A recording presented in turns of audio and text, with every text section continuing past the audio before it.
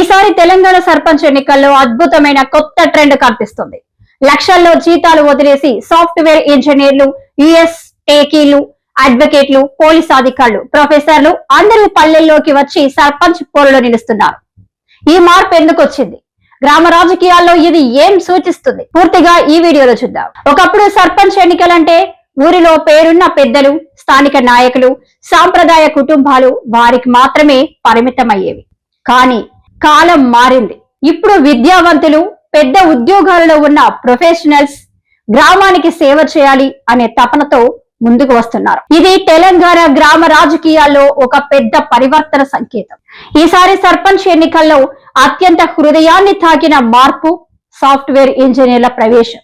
Hyderabad, Bengaluru, US లో నెలకు లక్షల జీతాలు తీసుకుంటూ విలాసవంతమైన జీవితం గడపగలిగిన వారు తమ ఊరి పిలుపు విని తిరిగి పల్లెల బాట పట్టారు. కరీంనగర్ కు చెందిన సాఫ్ట్వేర్ ఇంజనీర్ కవయిత్రి మల్యాల జాహ్నవి కలంతో కాదు కర్తవ్యంతో గ్రామానికి సేవ చేయాలనే భావనతో బరిలోకి వచ్చారు. నిజామాబాద్ కు చెందిన మానస, జగిత్యాల నుంచి వెల్మల సుప్రియ సౌకర్యాలన్నీ ఉన్న ఐటీ ఉద్యోగాలు వదిలి గ్రామం కోసం పోటీలో నిలిచారు.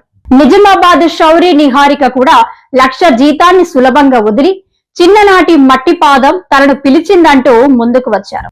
మరింత హృదయానికి తాకేదేమిటంటే అమెరికాలో నెలకు 6 లక్షలు సంపాదిస్తున్న మెదక్ జిల్లా కంజర్ల చంద్రశేఖర్ తాత చెప్పిన ఊరికే సేవ చేయాలి అనే మాట గుండెల్లో పెట్టుకుని యుఎస్ ఉద్యోగాన్ని వదిలేసి తిరిగి స్వగ్రామానికి వచ్చి సర్పంచ్ పోరులో అడుగు పెట్టడం గ్రామం పట్ల ప్రేమ, బాట తప్పిన విలువలను తిరిగి తెచ్చే సంకల్పం.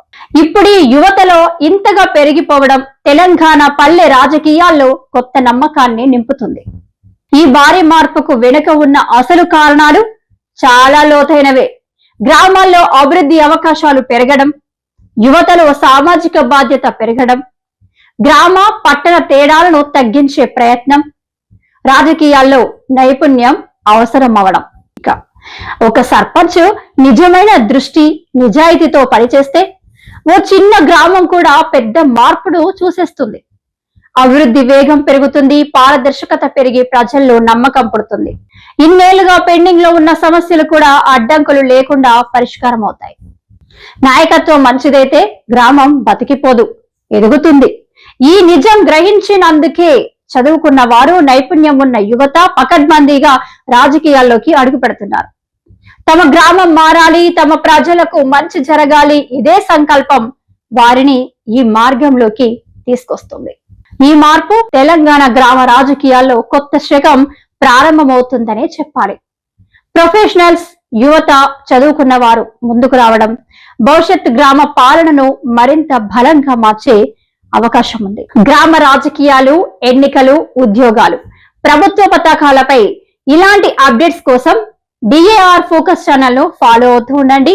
ఈ వీడియో నచ్చితే లైక్ చేయండి, మీ అభిప్రాయాలు కామెంట్ చేయండి. మరిన్ని వీడియోస్ కోసం మా ఛానల్ ను సబ్స్క్రైబ్ చేయడం మర్చిపోవద్దు.